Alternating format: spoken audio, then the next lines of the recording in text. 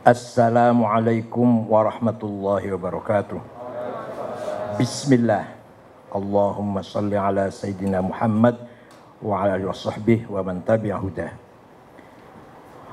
Hadirin muhtaramin, sadat ulama, hadaratul mustasyarin, ru'asa syuriyah, ashab al-ma'ahid, ashabatul sufiyah, rekan-rekan pengurus Persatuan Ulama yang hadir secara fisik, Pak Sekjen, Dr. Insinyur Hilmi Faisal, Kiai Manan, Pak Andi Najmi, Pak Bina, Kiai Mustafa Akil Sirod, Dr. Akil Irham, Mas Rumadi, Mas Aziz, dan seluruhnya, tidak mungkin saya sebutkan semuanya, dan para peserta acara ini melalui virtual yang berbahagia.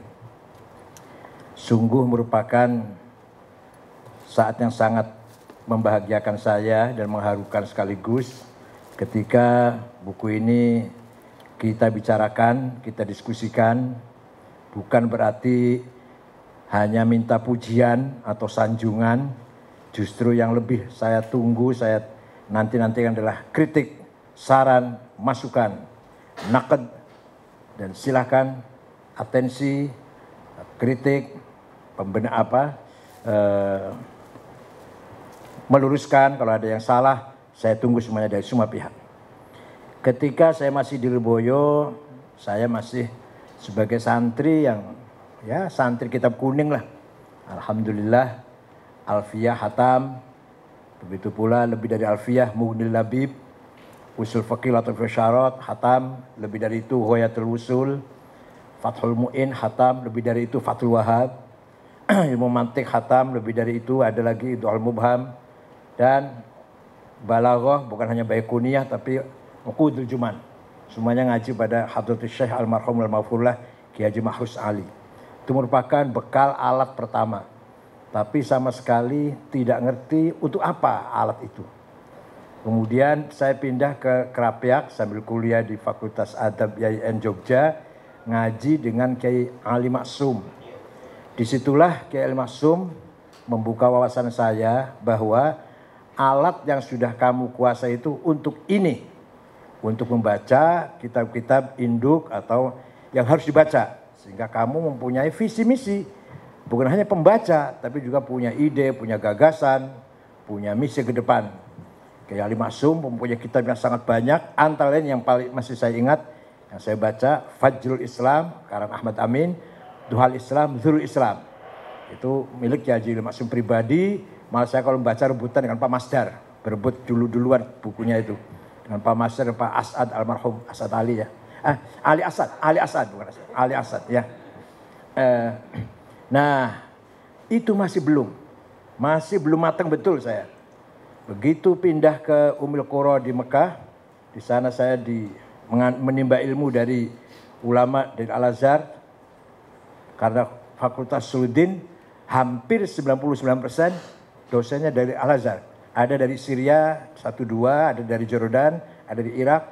Dari Saudi hanya yang ngajar fikih dan ngajar mawarith. Yang lainnya akidah Mu'tazilah, Syiah, Khawarij, Asy'ariyah, itu semua dari Al-Azhar. Sampai apalagi filsafat tasawuf dari Al-Azhar. Termasuk yang uji saya 3 orang ini juga hanya 1 orang dari Saudi. Nah, di sana saya betul-betul terbuka wawasan bahwa Islam bukan hanya ritual, bukan hanya ibadah. Islam membawa misi peradaban. Islam membawa misi thaqafah dan hadarah. Bukan hanya akidah wa syariah. Laisal Islam aqidatan wa syari'atan faqat, wa innamal Islam dinul ilma thaqafah, dinul adab wal hadarah, dinul tamaddun wal insaniyah. Itu setelah di sana saya tahunya seperti itu. Waktu di sini saya belum paham itu. Nah, lebih ringkas saja lah. Lebih lagi setelah saya kenal dengan Gus Dur. Lebih sekali saya belajar dari beliau ilmul ahwal, memahami kondisi, memahami bi'ah, memahami zaman yang sedang kita berada ini. Itu dari Gus Dur, namanya ilmul ahwal dalam tasawuf, dalam arti yang lebih luas. Gus Dur lah yang ngajari saya memahami situasi, memahami kondisi yang sedang kita berada. Bahkan Gus Dur meletakkan orang sangat tepat. Kalau Muhaimin di sini, Alwi Syihab di sini, kalau Kang Said di sini, itu sangat pandai Gus Dur meletakkan orang. Karena apa? Karena beliau tahu tentang ahwalun nas wa ahwal bi'ah. Ahwalun nas, masing-masing yang dia, teman yang dia miliki, apa yang dimiliki oleh teman-temannya, dan kondisinya seperti apa. Kalau Kang Said itu jangan di partai, kira-kira itulah. Kalau saya dengar jangan di partai, di sini tempatnya. Dan seterusnya, dan seterusnya. Jadi alhamdulillah saya boleh dibilang memahami betul tentang kegunaan, manfaatnya disertai saya ini setelah saya bertemu dengan Gus Dur. Itu yang beliau mengajari saya tentang ilmul ahwal. Jadi saya murid Gus Dur bukan murid ngaji kitab, tidak ngaji pada Gus Dur, baca kitab, tidak. Tapi menganalisis sesuatu dengan apa? Dengan nadhrah haqiqiyah, dengan pandangan hakiki, realistis yang sebenarnya. Itulah Gus Dur yang saya kenal. Terutama pembimbing saya juga telah banyak memberikan membuka intelektualitas saya, itu Profesor Dr. Mahmud Ahmad Khofaji. Itu terkenal, warga Khofaji itu semuanya ulama. Warga Khofaji, banyak penulis yang bergelar Khofaji, marganya Khofaji. Nah, yang membimbing saya namanya Mahmud Khofaji, ada Abdul Mun'im Khofaji, ada Ahmad Khofaji, dan seterusnya. Semuanya dari Al-Azhar. Ketika mengajukan judul ini, Pak Rumadi, Ustadz saya atau musyrik saya tersenyum. Ngapain kamu judul ini, katanya. Saya ingin menjawab kritikan, bahkan caci maki tasawuf. Saya ingin paham betul di mana sih kelemahannya, atau di mana sih titik-titik kelemahan tasawuf sampai dikritik, dicaci maki oleh orang Wahabi itu, bahkan dikafirkan. Saya ingin tahu. Setelah itu coba saya ingin objektif membelanya atau bersikap objektif setelah sebenarnya seperti apa. Oh kalau itu oke, saya dukung. Akhirnya musyrik saya Mahfud Khofaji mendukung, dan saya study tour ke Mesir 1 bulan. Saya ikut zikir beberapa tarekat dan memasuki beberapa maktabah Ahmad Taimur, yang di sana masih ada buku tulisan Al-Hallaj asli tangannya, dan masih ada tulisan bukan Sohradi, Abdul Ghani An-Nabulsi, itu juga masih ada tulisan tangannya, itu di maktabah Ahmad Taimur, atas rekomendasi dari musyrik saya. Kalau nggak bisa masuk ke perpustakaan itu. Alhamdulillah setelah cukup lama nulis ini, 4 tahun. Cukup bosen juga, sampai ambeien. Sampai kena ambeien. Dan ya beberapa penyakit datang lah. Totalnya ambeien yang sampai saya ingat. Dengan memelihara anak saya 3 waktu itu. Anak saya 4, tapi yang paling akhir sudah selesai. Yang 3 itu, Muhammad, Nisrin, dan Habib itu bersama-sama berkembangnya anak itu ketika saya lagi menulis ini. Betapa repotnya. Padahal di sana perempuan tidak bisa keluar dari rumah. Jadi beli garam pun harus saya. Buang sampah pun harus saya. Semua dari saya. Apalagi yang berat-berat. Buang sampah 1 plastik pun harus saya yang keluar. Nggak boleh aib jelek kalau perempuan keluar dari rumah itu. Nah itu betapa repotnya lah. Pembantu nggak ada pembantu. Nah alhamdulillah lulus. Diuji di depan 3 profesor. Mahfud Khofaji, Barokat Abdul Fattah Duwaidar, dan Nafi' Ulayyan yang dari Saudi. Cuma hanya memeriksa nahwu, sorofnya, struktur bahasa yang dari Saudi itu. Di antara yang paling penting untuk sebelum saya silahkan Pak Fakhri Ali mengomentari buku ini. Pertama, banyak sekali orang salah paham. Mohon maaf. Tasawuf itu ada 2, falsafi dan amali. Itu kurang tepat. Tasawuf itu nggak mungkin amali. Tasawuf itu bicara hati. Kalau amali akhlak namanya. Kalau perilaku itu akhlak. Hormat tamu, hormat teman, ramah tamah dengan tamu, dengan tetangga, itu namanya akhlak. Bukan tasawuf. Belum tentu orang itu sufi kalau orang itu berakhlak baik. Jadi tasawuf itu adalah pembagiannya yang benar. Tasawuf falsafi dan tasawuf dini. Bukan amali. Tasawuf falsafi dan tasawuf dini. Sebatas tek-tek agama. Oleh karena itu, laisa tasawuf wal akhlakul karimah. Tasawuf bukan akhlak mulia, bukan. Beda. Tasawuf itu ilmul qulub, ilmu maqamatil qulub wahwaliha. Akhlak itu suluk. perilaku. Yang tadi ramah, mencintai, gotong royong, ta'awun, silaturahim, ta'ziyal mauta, iyadatul mardha, birrul walidain, itu akhlak, bukan tasawuf itu. Belum tentu orang yang akhlaknya baik itu sufi. Dan yang kedua, kitabnya beda, kitab akhlak, kitab tasawuf beda. Makanya Imam Ghazali ketika menulis Minhajul Abidin, itu bukan tasawuf, bukan. Itu baru pra-tasawuf. Metodologi ibadah agar ibadahnya berkualitas. Belum masuk tasawuf, belum. Kalau ihya itu tidak tasawuf dah. Begitu pula tasawuf laisa katsiratul ibadah. Bukan tasawuf itu memperbanyak ibadah. Tahajud semalam, baca Quran sehari semalam khatam tiap hari. Bukan, itu bukan tasawuf, bukan. Itu katsratul ibadah namanya. Ya bagus. Jangan salah paham, bukan berarti saya mengatakan tidak bagus. Bagus, baik. Tapi bukan itu tasawuf. Bukan itu. Itu belum saya bicara hati, belum. Baru mengkatsratul ibadah, mustahabbat, menawafil, mustahabbat. Silakan itu kita amal, kata itu bukan tasawuf. Yang terakhir, tasawuf bukan ilmu hikmah, bukan ilmu perdukunan. Bukan. Kitabnya beda, tokohnya beda. Ilmu perdukunan kitabnya apa? Syamsul Ma'arif, Ali Al-Buni, Mujarobat, Ad-Duraibi, apa? Wafak ya, itu ilmu hikmah. Ada ilmunya sendiri, dan betul ilmu, enggak ngomong kosong, betul ilmu. Misalkan orang bisa sakit, ini air sembuh, itu betul ada, itu betul ada. Orang nggak punya anak, kemudian didoakan oleh satu kiai punya anak, itu betul ada terjadi. Tapi ilmu hikmah itu bukan tasawuf, bukan. Tasawuf adalah seperti yang dikatakan oleh Profesor Dr. Abdul Al-Afifi, at-tasawwuf Taurah ruhiyah, revolusi spiritual. Itulah tasawuf. Dalam arti tasawuf dinamis, tapi itu sangat progresif. Tidak boleh berhenti orang sufi itu. Tidak boleh puas dengan satu makom.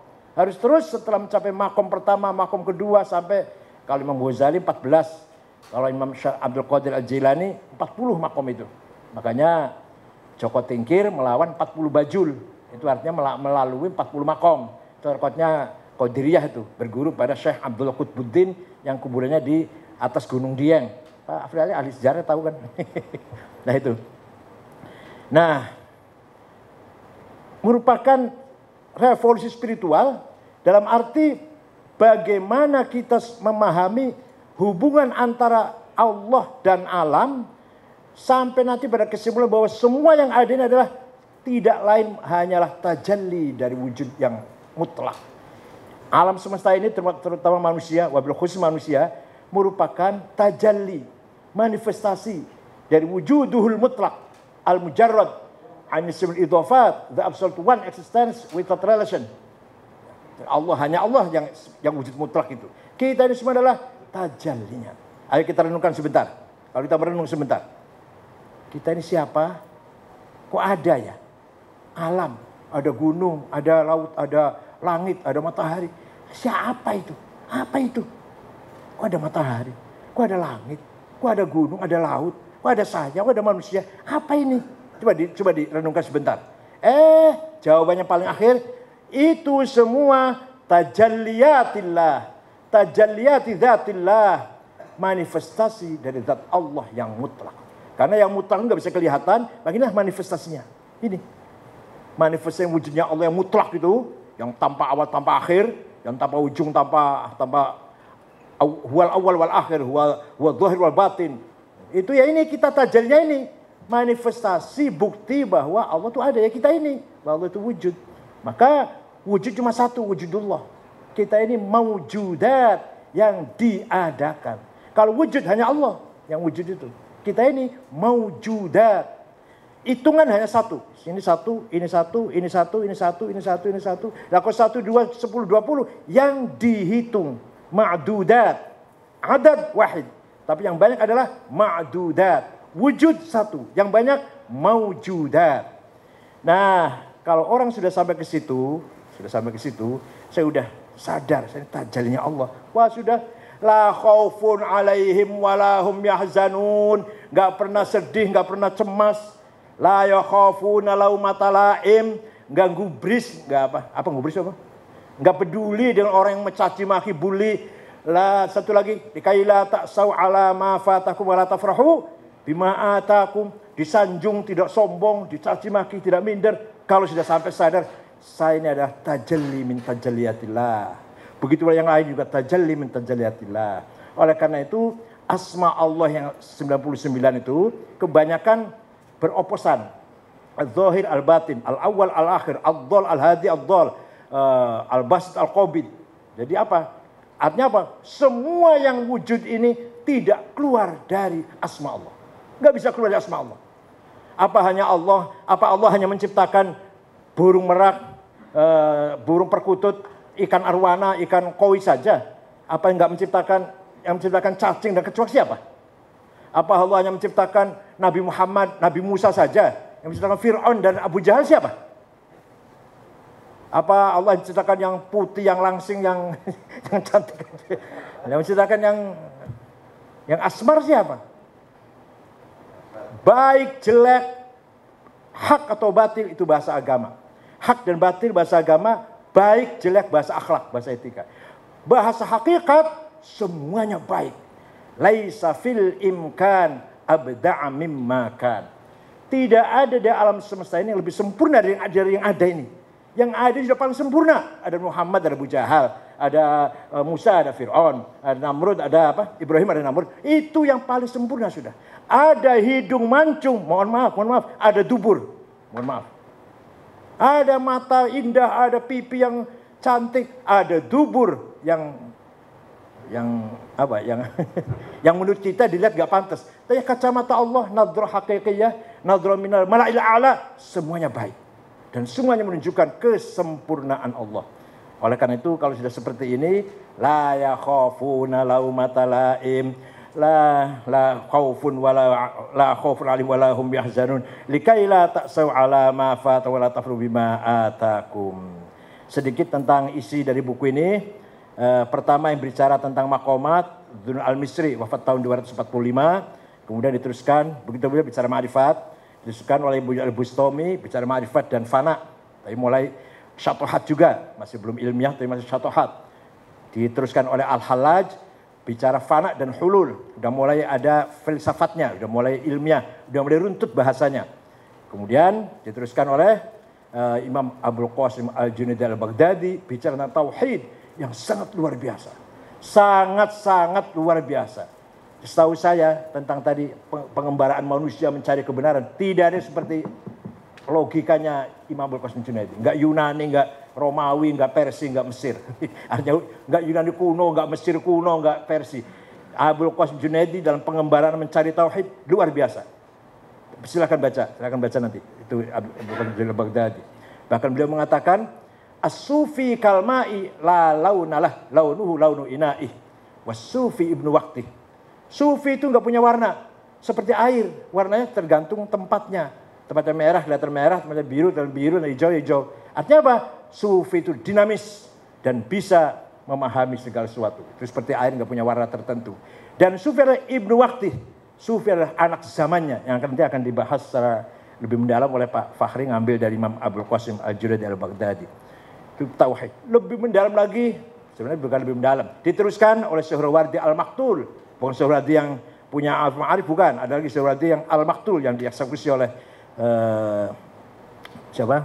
oleh anak Salahuddin Ayyubi namanya Malikus Saleh. Kemudian Al-Ghazali menjelaskan tauhid dalam Ihya Ulumuddin tidak sedalam Abul Qasim Junaidi, tapi mempermudah dalam Mishkatul Anwar, dalam Ihya, kemudian di kitabnya Al-Madnun li Ghairi Ahli memperjelas apa yang dimaksud oleh Abul Qasim Al-Junaidi. Kalau yang paling dalam Imam Junaidi yang paling dalam.